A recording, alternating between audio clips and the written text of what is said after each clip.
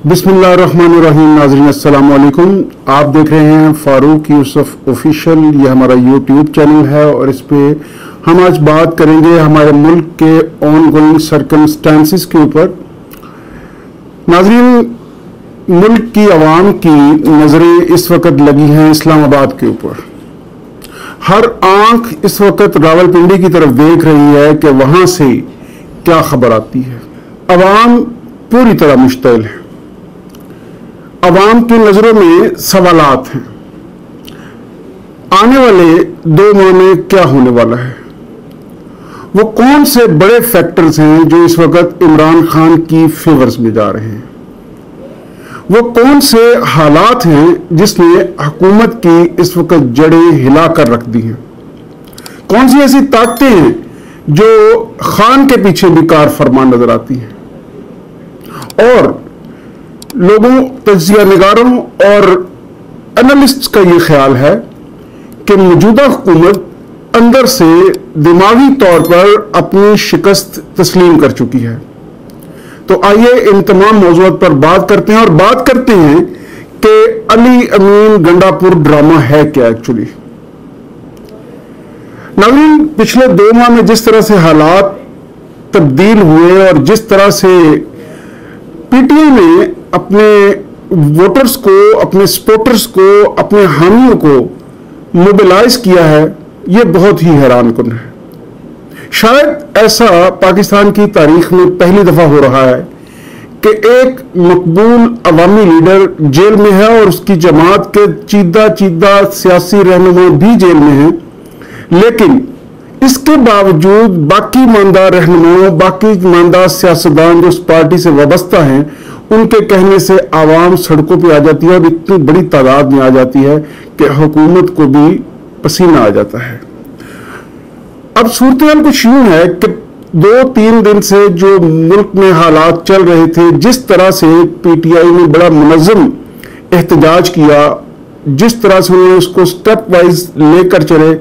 याद कीजिए कोरोना की सूरत हाल, पूरी दुनिया में कोरोना आ चुका था, लोग मर रहे थे। हुकूमतों को समझ नहीं आ रही थी कि वो मुआशी पॉलिसीज को कैसे तरतीब दें, वो इसके कोरोना के बढ़ते हुए असर को कैसे रोकें और इस वक्त जो उनके पास पेशेंट्स हैं उनको कैसे डील करें। ऐसी सूरत हाल में इंतहाई हैरानकुन तौर पर उस वक्त के पाकिस्तान के वजीर आजम इमरान खान ने एक अजीबो गरीब स्ट्रेटजी अपनाई और फिर उसकी वो स्ट्रेटजी ना सिर्फ कामयाब हुई बल्कि पूरी दुनिया में उसको अप्रिशिएट किया गया और बहुत से लोगों ने उसी स्ट्रेटजी को अपनाया कोरोना से लड़ने के लिए और कामयाबी हासिल करने के लिए। अब इस सूरत हाल में भी अगर आप देखते हैं तो एहतजाज का एक खास मखसूस अंदाज हमेशा से सियासी पार्टियों के यहाँ पाया जाता रहा है। वो 58 के मार्शल लॉ हो, वो अयूब खान का पूरा मार्शल लॉ का दौर हो, वो 70 के इलेक्शन हो, वो 71 में होने वाला हादसा मशरकी पाकिस्तान हो, वो भुट्टो साहब का इक़्तिदार से जाना हो या भुट्टो साहब की फांसी हो, या उसके बाद भी जो ज़ियाउल हक और नवाज शरीफ और बेनज़ीर भुट्टो की गवर्नमेंट्स में एहतजाज होते रहे, हत्ता के 2007-8 तक भी उसकी एक खास टेम्पो, एक खास अंदाज और एक खास तरीकाकार रहा। धरनों की सियासत नो डाउट पहली दफा इमरान खान ने इंट्रोड्यूस की और इस कामयाबी से इंट्रोड्यूस की कि अभी तक उनके उस रिकॉर्ड को कोई भी तोड़ने से कासिर है। चूंकि वो इसी तरीके से एक कामयाब एहतजाज पिछली दफा कर चुके हैं जिसके नतीजे में उन्होंने अपने नताइज हासिल कर लिए थे, तो 19-20 के फर्क के साथ इस दफा भी खान की स्ट्रेटजी वही नजर आती है। यही वजह है कि हर कोई ये सोचने पर मजबूर है कि एक्चुअली खान कर क्या रहा है, उसकी सियासत की समत क्या है। वो तमाम सियासतदान जो ये सोचा करते थे कि इमरान खान को सियासत नहीं आती, अब वो ये सोच रहे हैं कि इमरान खान की सियासत को कॉपी कैसे किया जाए। इमरान खान ने बदलते हुए वक्त को, हालात को जिस तरह से अपने हक में इस्तेमाल किया और ख़ास तौर पर सोशल मीडिया का इस्तेमाल उसने किया, उसकी भी कोई मिसाल माजी में नहीं मिलती। हमारे ऑर्थोडॉक्स सियासतदान, पुराने सियासतदान روایتی سیاستدان انہی طریقوں پہ چل رہے تھے جب اس نے ایک نیا طریقہ پکڑا سوشل میڈیا کا اور اس کی طاقت کو استعمال کیا اور ایسا استعمال کیا کہ تمام مخالفین کو سوچنے پر مجبور کر دیا کہ ان کی اسٹریٹجی اب کیا ہوگی۔ اب اسی صورتحال میں پچھلے چند دنوں سے پی ٹی آئی احتجاج کر رہی ہے، پی ٹی آئی اپنے جلسے کر رہی ہے، پی ٹی آئی جگہ جگہ پہ اپنے ووٹر سپورٹرز کو انوائٹ کرتی ہے جلسوں کے لیے، پی ٹی آئی احتجاج ریکارڈ کرتی ہے، ریلیاں نکالتی ہے۔ یہ پنجاب کی صورتحال ہے کیونکہ ہمیشہ سے پاکستان میں طاقت کا محور و مرکز راولپنڈی اور اسلام آباد رہے ہیں، اور خاص طور پر تمام عوام کی تجزیہ نگاروں کی نظریں بھی راولپنڈی پہ جمی ہیں، اور راولپنڈی کی سیاست، راولپنڈی کا طریقہ کار، ان کا فارمولا وہ ہمیشہ سے زبردست رہا اور وہ کامیاب بھی رہا۔ ہر موقع پہ انہوں نے سے کامیابی سے ہمکنار کیا۔ اس دفعہ بھی یہی دیکھا جا رہا ہے کیونکہ ایک طرف عمران خان اور ان کی غیر روایتی سیاست ہے جس کے نتیجے میں وہ ایک خاص طرح کا احتجاج کرتے ہیں، اس احتجاج کی گونج سوشل میڈیا پر سنائی دیتی ہے اور پوری دنیا اس کو نوٹس کرتی ہے، اور پھر ان کے جتنے رہنماؤں کو، ورکرز کو پکڑا جاتا ہے، ان کو غائب کیا جاتا ہے، ان کو اغوا کیا جاتا ہے، ان کو اریسٹ کیا جاتا ہے، ان کے پرچے ایف آئی آر کیے جاتے ہیں، وہ تمام کا تمام سوشل میڈیا پر آپ کو نظر آتا ہے، اور وہ جو آپ کو مواد نظر آتا ہے اس کا ریئیکشن پھر آپ کو عوام میں نظر آتا ہے۔ اور اس حوالے سے ہمیشہ ہی سرحد کی کے پی کے کی عوام بہت ہی ایک ان کا اسٹرانگر ایٹیٹیوڈ رہا ہے، خاص طور پر حالانکہ بہت سے ناقدین کا یہ خیال ہے کہ کے پی کے میں عمران خان اپنے آخری دور میں کوئی بہت اچھا پرفارم نہیں کر پائے، یا ان کی حکومت پی ٹی آئی کی، اس کے باوجود وہاں کی عوام عمران خان کے پیچھے کھڑی نظر آتی ہے، اس حد تک کھڑی نظر آتی ہے کہ وہاں بھی اس دفعہ جو پی ٹی آئی نے حکومت بنائی اور علی امین گنڈا پور کو وہاں وزیر اعلیٰ نامزد کیا، تو یہ ایک حیران کن موو تھا عمران خان کا سب کے لیے۔ سب کا یہ خیال تھا کہ علی امین گنڈا پور چونکہ ایک منہ پھٹ آدمی ہیں اور ان کا ریئیکشن ہمیشہ بڑا ہارش ہوتا ہے اور ان کا سٹانس بھی بڑا ہارش ہوتا ہے، جس سے ان کی کئی چیزوں کو ناپسند بھی کیا جاتا ہے، لیکن اس کے باوجود عمران خان کا اس دفعہ فیصلہ ایک وزیر اعلیٰ کا، ایک صوبے کے وزیر اعلیٰ کا بڑا ہی کامیاب دکھائی دیتا ہے۔ یہ احتجاج جب پہل شروع ہوا تو ایک بالکل ہی نئے کردار شیر افضل مروت، جو پیشے سے ایک وکیل ہیں، جو ایک سرکاری عہدہ چھوڑ کر سیاسی پارٹی میں آئے اور ایک نیا فیس تھے، انہوں نے کمال ابرپٹ اور بڑے اگریسو انداز میں پاکستان تحریک انصاف کے بیانیے کو ٹی وی کے اوپر عوام کے سامنے پیش کیا، اور ان کا وہ انداز عوام کو بہت بھایا۔ یہی وجہ ہے کہ بڑی تیزی سے ترقی کی سیڑھیاں طے کرتے وہ پی ٹی آئی کی مرکزی قیادت میں جا کے کھڑے ہو گئے۔ چونکہ وہ پیشے سے وکیل بھی ہیں اور وکلا کمیونٹی بھی ان کے ساتھ ہے، تو اس لیے موجودہ حکومت ان کے خلاف کوئی خاطر خواہ ایکشن نہ لے سکی۔ اب ایک تو وہ کردار اور اس کا جو پریزنس تھی وہ فیل کی گئی حکومتی حلقوں میں، اور جس طرح سے انہوں نے اپنے ووٹرز کو چارج رکھا وہ بہت کمال مہارت سے کیا۔ اور اس کے بعد علی امین گنڈا پور، جیسا کہ ان سے توقع کی جا رہی تھی، انہوں نے بڑا اگریسو بیانیہ لیا اور حکومت کو دو ٹوک سوالات کیے، جوابات مانگے اور دھمکیاں دینا شروع کر دی۔ گو کہ ان کی زبان کوئی بہت مہذب نہیں تھی، لیکن شاید پی ٹی آئی کو یہی سوٹ کرتا تھا، کیونکہ جس طرح کے سرکمسٹانسز کا سامنا اس وقت پاکستان تحریک انصاف کو ہے، کسی ایسے ہی ہارش بندے کی ضرورت تھی جو فرنٹ لائن پر آ کر ان کو لیڈ کرے، اور علی امین گنڈا پور نے کمال مہارت سے یہی کیا، اتنی مہارت سے کیا کہ انہوں نے وہاں کے پی کے سے اپنا ایک بہت بڑا جلوس لیا اور پنجاب کی طرف چل پڑے۔ یہ بھی بالکل ایک نئی بات تھی. کسی صوبے کی عوام اتنا سفر کر کے احتجاج میں اس طرح سے شامل ہو، یہ بالکل ایک نیا فینومینا تھا. اور پنجاب میں جتنی بھی احتجاج ہوئے، جتنی احتجاجی ریلیاں ہوئی، ان سب میں کے پی کے کا جو عوام تھی، جو ان کے سپورٹرز تھے، وہ ان کو محسوس کیا گیا. ان کا جلوس آئے، وہ اپنے قائد علی امین گنڈا پور کے ساتھ آئے، پی ٹی آئی کی اس تحریک میں شامل ہونے کے لیے. نہ صرف شامل ہونے کے لیے آئے، ناظرین انہوں نے بڑا اگریسولی آ کر کھیلا اور حکومت کو ٹف ٹائم دیا. خیال یہ کیا جا رہا تھا کہ ان کو اٹک کی پل پہ روک لیا جائے گا، اور اس سلسلے میں پاکستان مسلم لیگ نون کے سیاستدانوں کے بیانات بھی کچھ ایسے ہی تھے کہ ان کو یہاں انٹر بھی نہیں ہونے دیا جائے گا. لیکن شاید اس کی تعداد اتنی بڑی تھی کہ یہ روکنے میں ناکام رہے، اور وہ یہاں پنجاب میں پی ٹی آئی کے جلسوں دھرنوں کا حصہ بننا شروع ہوئے. ایسی صورتحال میں ناظرین علی امین گنڈا پور ایک خطرناک کردار تھا. آپ اس ویلوگ کو اینڈ تک دیکھیے گا تو آپ کو ایک چونکا دینے والی خبر دیں گے اور بتائیں گے کہ اس وقت عمران خان کی پوزیشن کیا ہے.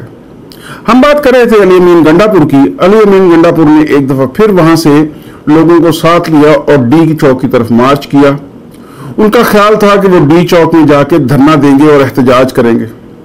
اس سے پہلے 2 دفعہ عمران خان ان سے خفا ہو چکے تھے اس بات سے کہ وہ بیک فٹ پر کیوں گئے اور انہوں نے پیچھے ہٹنے کا فیصلہ کیوں کیا جب وہ پنجاب میں آئے، اور پولیس کے ساتھ انہوں نے کیوں مڈ بھیڑ نہیں کی، ان کو کیوں کانفرنٹ نہیں کیا.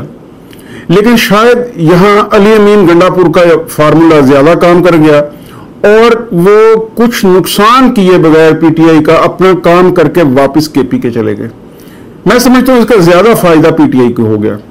اس سے پہلے کہ 9 مئی جیسا دوبارہ کوئی واقعہ حادثہ ہو جاتا اور پی ٹی آئی کو لینے کے دینے پڑ جاتے تو صورتحال بالکل مختلف ہوتی.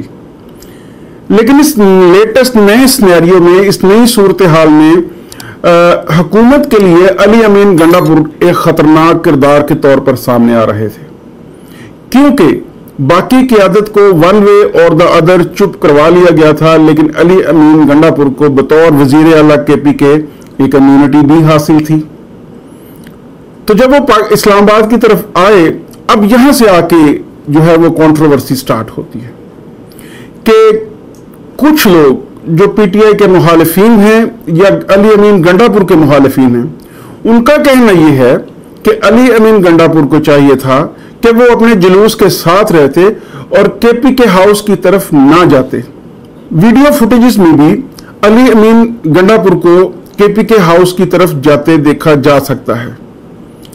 اور پھر اس کے بعد خبریں آنا شروع ہوئی اور پاکستان تحریک انصاف کی قیادت نے یہ کیٹیگوریکلی آ کے اناؤنس کیا کہ وزیر اعلیٰ کے پی کے علی امین گنڈا پور کو یا تو اغوا کر لیا گیا ہے یا ہاؤس اریسٹ کر دیا گیا ہے یا اریسٹ کر لیا گیا ہے وغیرہ وغیرہ. جتنے منہ اتنی باتیں. ایک اویلا، ایک شور ہوا، خبریں آنا شروع ہوئی. دوسری طرف جو علی امین گنڈا پور کے ساتھ لوگ تھے، ان کا یہ کہنا تھا کہ جی علی امین گنڈا پور کو گرفتار کیا گیا ہے، لیکن بعد میں پتا چلا ان کو نہیں گرفتار کیا گیا. پھر کہا گیا کہ نہیں، ان کو اریسٹ کر لیا گیا ہے، اور یوں گو مگوں کی کیفیت رہی اور فائنلی علی امین گنڈا پور منظر عام پر آ گئے. اب یہاں پہ جو دونوں گروہ ہیں ان کی اپنا اپنا بیان ہے، ان کا اپنا اپنا کہنا ہے. جو علی امین گنڈا پور کے مخالفین ہیں ان کا خیال یہ ہے کہ یہ علی امین گنڈا پور نے کسی کے اشارے پہ یہ قدم اٹھایا اور وہ اپنے جلوس کو چھوڑ کر کے پی کے ہاؤس کی طرف گئے.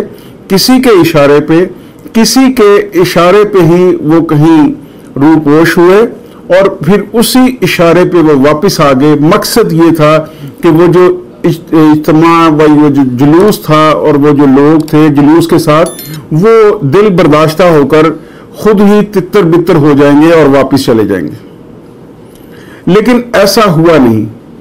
یہاں پہ پی ٹی آئی کے اس جلوس نے اور ان ورکروں نے ایک عجیب و غریب صورتحال پیدا کر دی. وہ وہیں رک گئے اپنے طور پر، بغیر کسی رہنما کی موجودگی میں، کسی میجر رہنما کی موجودگی میں.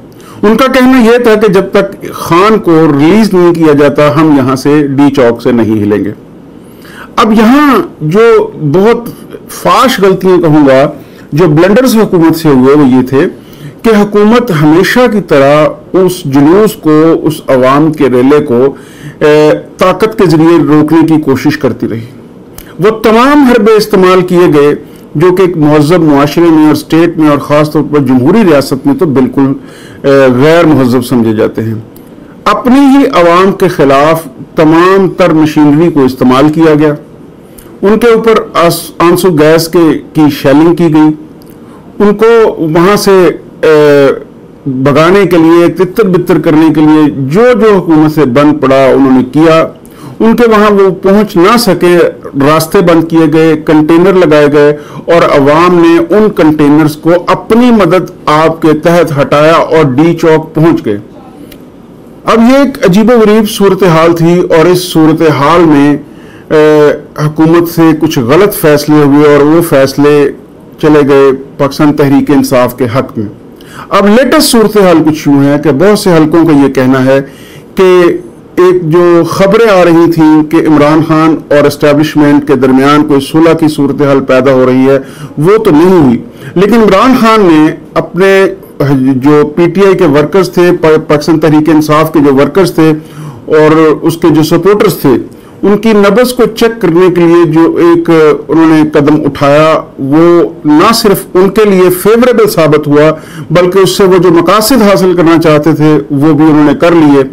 اور پولیٹیکل انالسٹس کا یہ خیال ہے کہ آنے والا 1.5 سے 2 ماہ حکومت وقت کے لیے کافی مشکل ہوں گے اور یہ حکومت سروائیو کرتی ہوئی نظر نہیں آتی اور فائنلی اسٹیبلشمنٹ کو شاید عمران خان کے ساتھ معاملات کو ترتیب دینا پڑے، کیونکہ موجودہ اسٹیبلشمنٹ اپنی پوری کوشش کے باوجود بھی موجودہ حکومت پاکستان مسلم لیگ نون اور اس کے اتحادیوں کی حکومت سے وہ پرفارمنس حاصل کرنے میں ناکام رہی ہے جس کی وہ توقع کر رہے تھے. اب آنے والے دنوں میں ملک میں سیاست کا رخ کیا ہوگا، یہ اونٹ کس کروٹ بیٹھے گا، ہم سب اس کے منتظر ہیں. لیکن اگر ہم کنکلوڈ کریں تو ہم یہ کہیں گے اس وقت پاکستان تحریک انصاف کے چیئرمین عمران خان کے تمام سے تمام پتے وہ بہترین وہ کھیلے ہیں اور اس کے وہ مطلوبہ نتائج حاصل کرنے میں کامیاب رہے ہیں.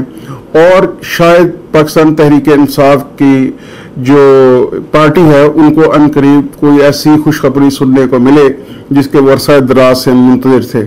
ناظرین، آپ اپنا ڈھیر سارا خیال رکھیے گا، کمنٹس میں بتائیے گا اور اپنے کمنٹس کا، اپنی رائے کا اظہار کیجیے گا. ہمارے چینل کو لائک کیجیے گا، سبسکرائب کیجیے گا اور اس ویڈیو کو شیئر کیجیے گا. اپنا ڈھیر سارا خیال رکھیے گا. اگلی ویڈیو میں ملتے ہیں. اللہ حافظ.